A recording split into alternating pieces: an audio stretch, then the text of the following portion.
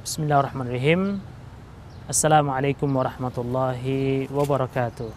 Alhamdulillah wassalatu wassalamu ala rasulillah wa ala alihi wa ashabihi wa man tabi'ahum bi ihsanin ila yaumiddin, amma ba'd.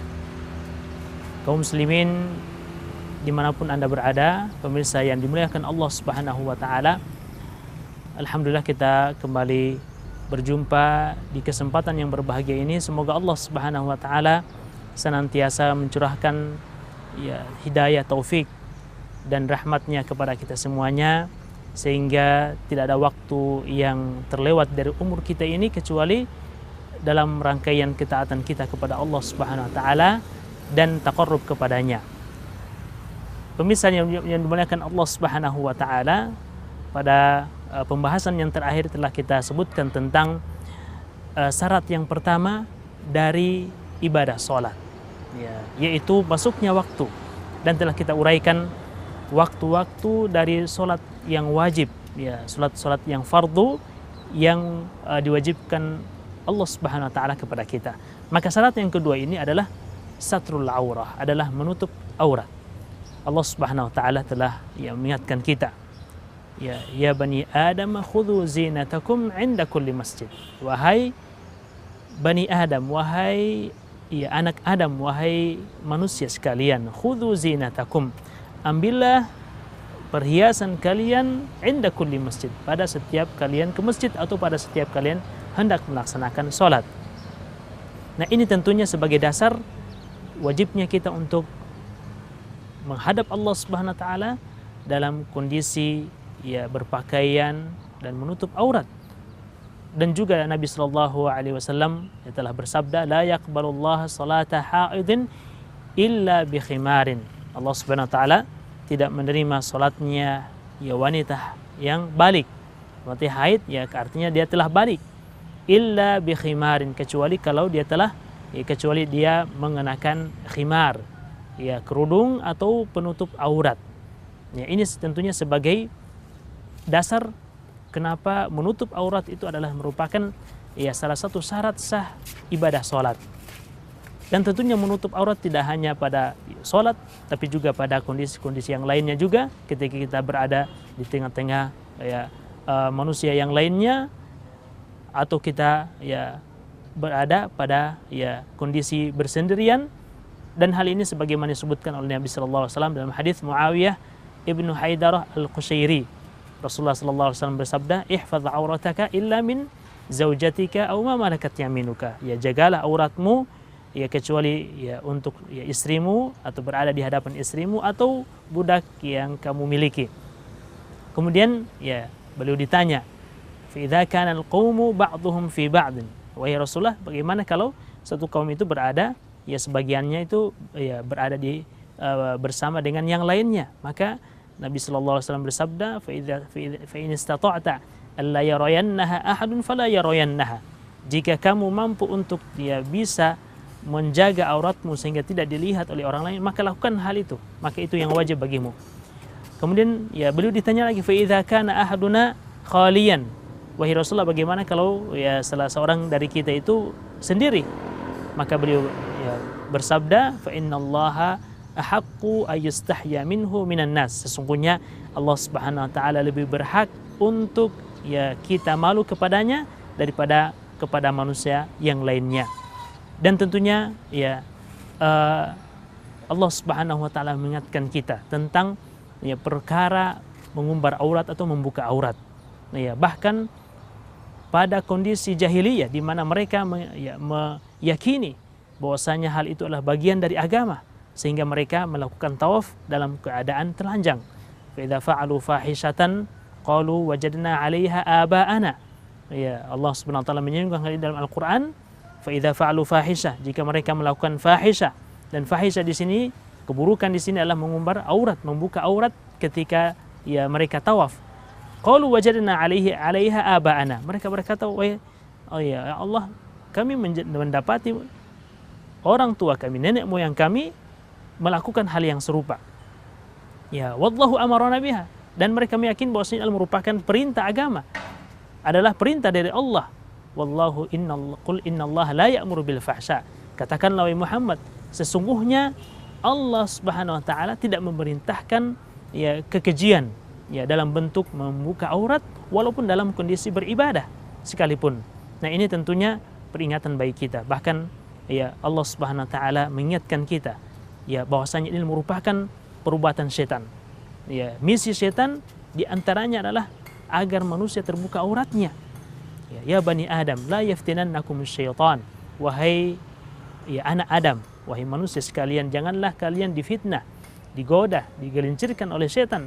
Kama akhraja abawaikum minal jannah, sebagaimana sebagaimana setan telah mengeluarkan kedua ibu bapak kalian, Adam dan Hawa, ya mengeluarkan keduanya dari surga.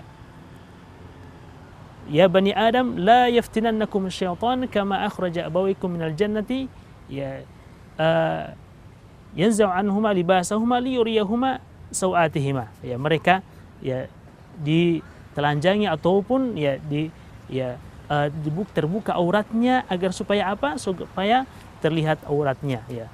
Mereka ya berdua dengan mengikuti godaan setan, maka ya tersingkapnya pakaian dan ya sehingga hal itu ya menyebabkan aurat mereka berdua terbuka. Dan ini adalah peringatan dari Allah Subhanahu wa taala, jangan sampai hal ini terjadi pada ya kita sebagai anak cucu Adam.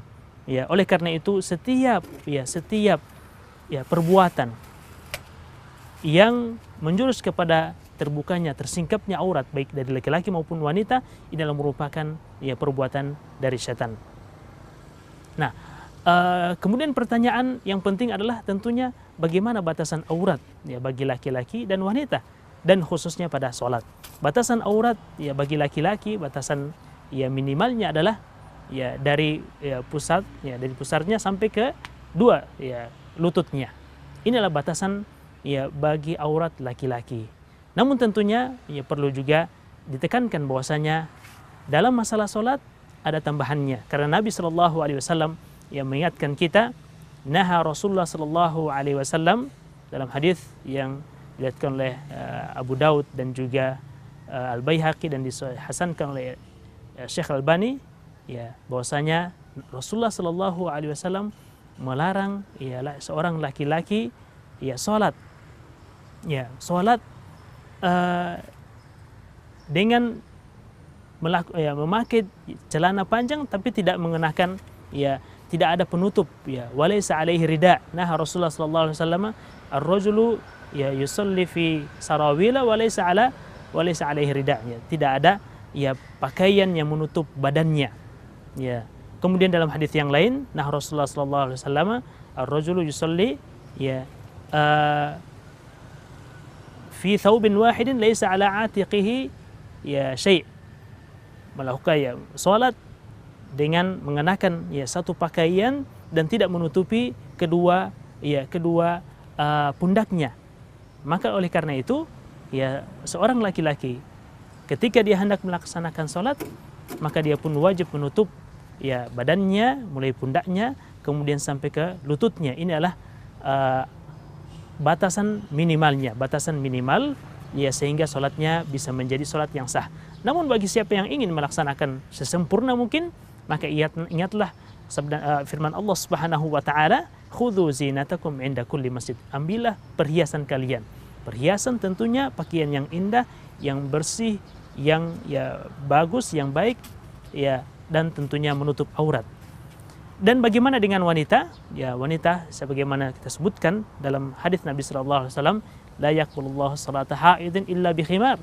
Tidak diterima salat ya seorang wanita yang telah balik kecuali dia menutup auratnya, ya mengenakan khimar sehingga tertutup auratnya.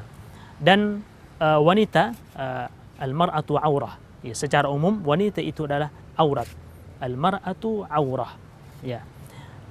Namun berkenaan dengan aurat bagi wanita, ya kaitannya dengan salat, maka hal ini ada kaitannya juga dengan aurat wanita secara umum. Dan di situ terjadi perbedaan pendapat di kalangan para ulama, dan jumhur ulama ya berada pada pendapat bahwasanya ya seluruh wanita itu adalah aurat kecuali wajah dan kedua tangannya. Namun ada pendapat yang lain bahwasanya jika dia sholat ya berada di tengah-tengah atau di hadapan ya laki-laki yang lain ya yang bukan mahramnya, maka dia juga wajib ya menutup wajah dan kedua tangannya. Tentunya ini terjadi perbedaan pendapat di kalangan para ulama ya. Namun alhamdulillah ya kita melihat bahwasanya di masjid-masjid kita tempat sholat wanita tentunya tertutup dari laki-laki, maka dengan kondisi seperti itu ya dia ya tidak mengapa membuka wajah dan kedua tangannya. Maka ini adalah merupakan syarat yang pertama, menutup aurat ya, menutup aurat, dan insya Allah hal ini akan menjadikan sholat kita menjadi sah. Kemudian selanjutnya ya, syarat yang kedua adalah bersihnya kita dari hadas baik kecil maupun besar, dan juga najis ya, bersihnya kita dari najis. Dan tentunya berkenaan dengan najis, maka 3 hal yang harus kita bersihkan. Yang pertama adalah tentunya diri kita ya, fisik kita, jasmani kita jangan sampai ya terkena najis. Kemudian yang kedua adalah ya pakaian. Kemudian yang ketiga adalah tempat kita melaksanakan ibadah sholat ya. Oleh karena itu Nabi Sallallahu Alaihi Wasallam ya diriwayatkan bahwasanya beliau tiba-tiba ya menanggalkan ketika beliau sholat, tiba-tiba beliau menanggalkan ya alas kakinya. Maka beliau ditanya oleh para sahabat, ya Rasulullah, kami melihat Anda ya menanggalkan kedua alas kaki Anda. Maka beliau menjawab bahwasanya ya beliau ketika dalam sholat diingatkan oleh ya malaikat bahwasanya pada ya kedua alas kakinya itu terdapat najis, maka beliau menanggalkannya.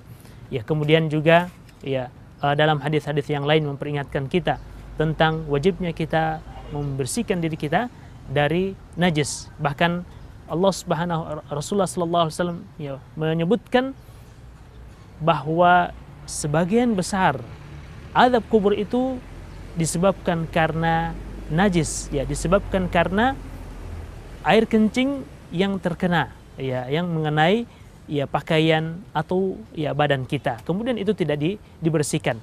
Nah, ini tentunya ya sesuatu yang menyebabkan azab kubur ya, dan ya terlebih lagi ketika kita hendak melaksanakan ibadah sholat. Namun hal yang perlu kita jelaskan bahwasanya ibadah ya sholat ya, seseorang yang melaksanakan ibadah sholat kemudian dia dalam ya kondisi ada di dalam pakaiannya atau pada pakaiannya itu najis, namun dia lupa ya, dan tersadarkan ketika dia selesai melaksanakan sholat, maka hukum dari sholat orang tersebut adalah dia anggap ya sah ya. Atau juga seseorang yang ya tadinya dia mengetahui bahwasanya ada najis yang mengenai pakaian atau ya badannya, namun ketika dia ya melaksanakan ibadah sholat dia khilaf dan juga lupa akan kondisi tersebut, dan dia teringat ketika dia telah selesai melaksanakan ibadah sholat. Hal ini juga adalah ya hukum dari sholat orang tersebut adalah sah ya, adalah sah. Atau juga ketika seseorang melaksanakan ibadah sholat, lalu ketika ya sedang melaksanakan sholat tersebut dia teringat bahwasanya pada pakaiannya atau pada apa yang dia pakai itu ada najis, maka ya solusinya adalah orang tersebut boleh dia menanggalkan ya, atau sholatnya menjadi sah atau tetap sah jika dia bisa menanggalkan pakaian tersebut ya. Tentunya ketika ada pakaian atau sesuatu yang dia pakai yang bisa dia tanggalkan ya, dan tidak menyebabkan gerakan yang banyak untuk menanggalkan pakaian atau untuk menanggalkan yang sesuatu yang ada najis tersebut ya, katakanlah seperti songkok atau ya penutup kepala, ataupun orang yang melaksanakan ibadah sholat dengan mengenakan alas kaki sebagaimana yang dicontohkan oleh Rasulullah Sallallahu Alaihi Wasallam. Nah, ini adalah dibolehkan dan sholatnya tetap dianggap sholat yang sah. Namun jika ada ya sesuatu yang mengenai pakaian kita, lalu hal itu ya ingin kita tanggalkan ya, namun akan menyebabkan gerakan yang lebih banyak, atau juga terbukalah aurat kita, maka tentunya ini ibadah sholat kita menjadi tidak sah. Ya. Jadi bolehnya kita menanggalkan ya dengan catatan pertama, hal itu tidak menyebabkan gerakan yang lebih banyak. Kemudian kedua, ya tidak tersingkapnya aurat kita. Karena sebagaimana yang kita sebutkan tadi, bahwasanya syarat yang kedua adalah menutup aurat. Kemudian yang ketiga, ya setelah kita menyebutkan ya atau sebelum yang selanjutnya, atau yang keempat, ya syarat yang keempat, beberapa hal yang berkenaan dengan tempat sholat. Ya.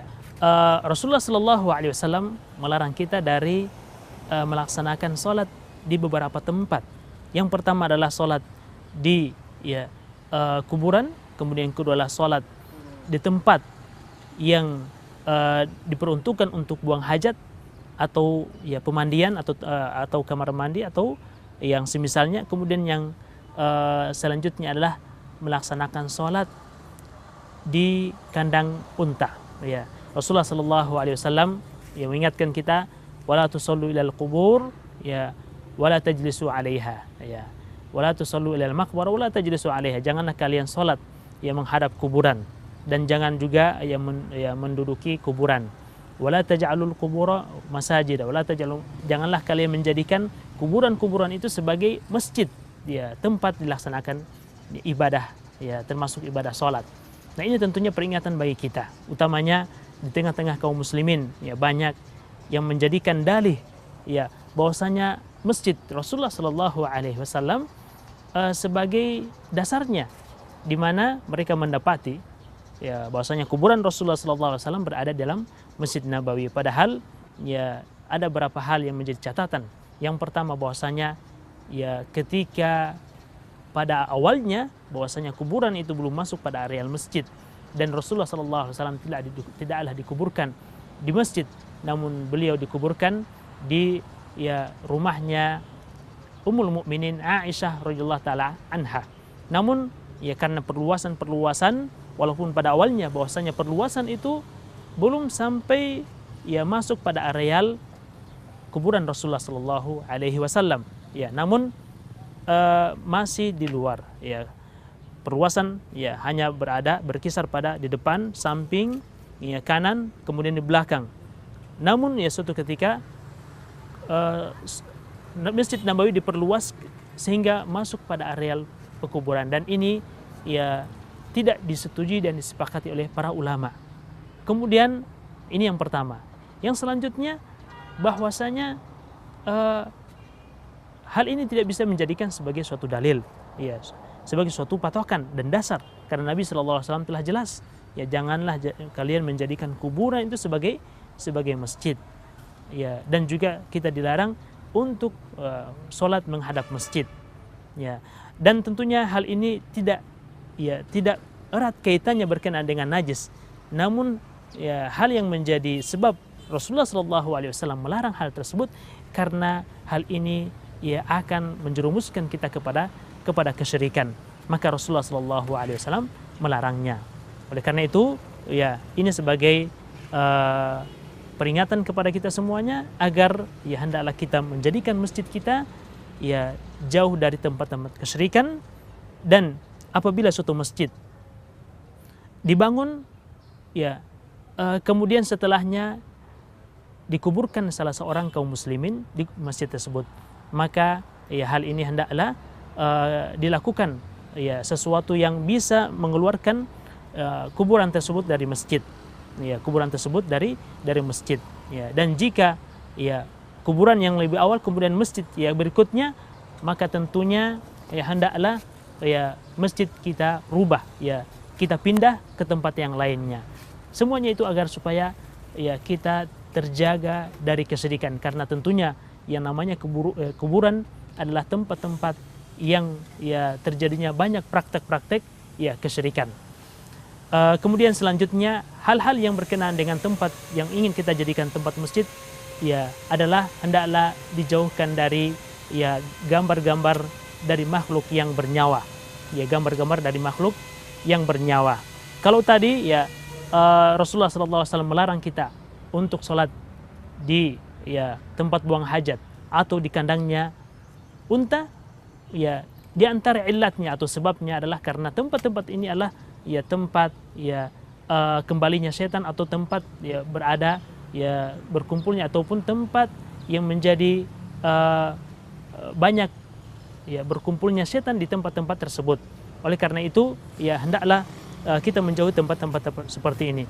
Nah, berkenaan dengan tempat yang ada ya gambar atau patungnya, ya gambar yang bernyawa atau patung yang bernyawa, hal ini tentunya lebih ya keras lagi larangannya. Kenapa? Karena hal ini adalah ya sarana-sarana atau sesuatu yang menjerumuskan kita kepada kesyirikan. Oleh karena itu, hal ini hendaklah kita jauhkan ketika kita hendak melaksanakan ibadah sholat.